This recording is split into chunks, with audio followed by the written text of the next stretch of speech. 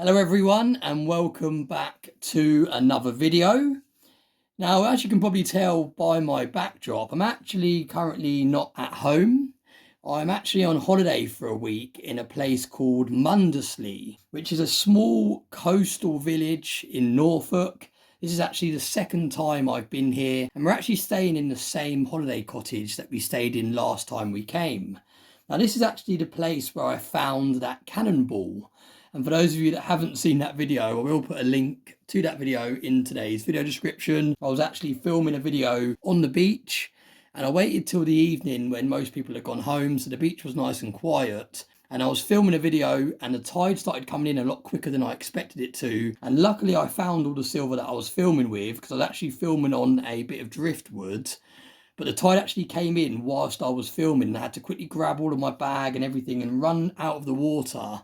And it was a bit of a nightmare video, to be honest. It was a bit of a fail. But with going around and checking if I'd got all of my silver from the sea, I actually discovered a cannonball.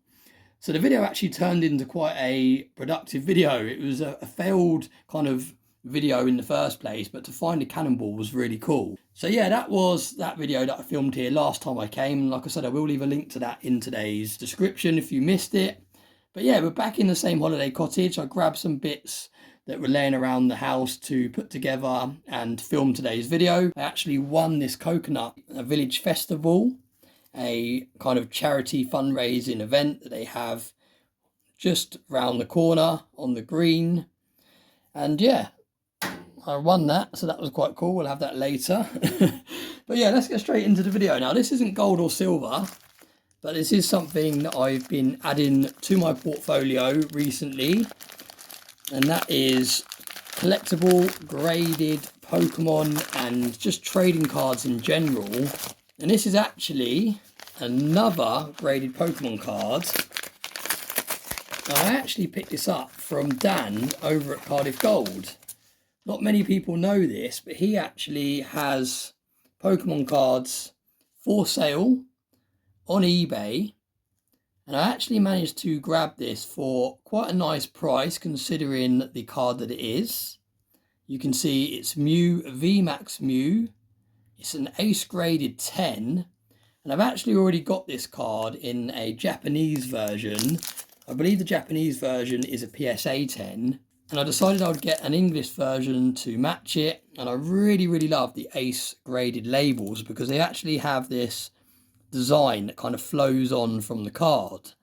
So depending on what card's inside the slab, the image carries over onto the grading label, which I think is a really cool touch. I believe it costs slightly more to pick up cards and get them graded like that. I think there is an option just for a plain kind of background on the graded label at the top. But yeah, I'm a massive fan of these ace graded cards where the image carries on. I think it's a really nice touch. But let's take it out of this wrapper and have a closer look. Now, this is all part of diversifying my overall portfolio. Those of you that are following my journey, you'll know that I put the brakes on my bullion silver for the time being. And I'm mainly adding stocks and shares, a little bit of crypto, collectibles like the piece you see in today's video, and then some poured silver and some more premium types of silver. And that is because I'm trying to move away a little bit from picking up the standard bullion silver for the rest of this year. And I'm really trying to build my other allocations around my silver allocation so that I've got a more varied portfolio, a more diverse portfolio. And every single type of investment that I am investing my fiat currency in all has different positives and negatives. Now, if we're looking at silver, silver's positive is it's not connected to any financial institution. It's not connected to an app. It's not hackable. No one can log in to an app and hack my silver. My silver is in my possession. I'm essentially my own bank, and it's down to me to secure and protect my physical silver. And I actually quite like that. I like having the kind of control over my asset when it comes to precious metals. I like having the power to store it how I want to store it, protect it how I want to protect it. And it really gives me that control and that sense of actually owning something. Now, if we look at stocks, the positives for stocks, yes, you can look at the negatives for stocks. They could potentially be hacked. They are on an app. People could hack your app and they can see what stocks you've got. You could log into your app one day and it could all be gone. These are all possibilities that concern me and worry me about having investments that are connected to different institutions and different platforms. But the positives with stocks is they actually generate you income. When you've got stocks and shares every single year that they're going up, you're actually benefiting from the compound interest. Now that means if you gain 10% interest one year when you're investing in the stock market, the following year, if you're also going to gain another 10%, or let's say 20% or even 5%, you're no longer gaining it on the original investment, you're actually gaining it on the higher amount.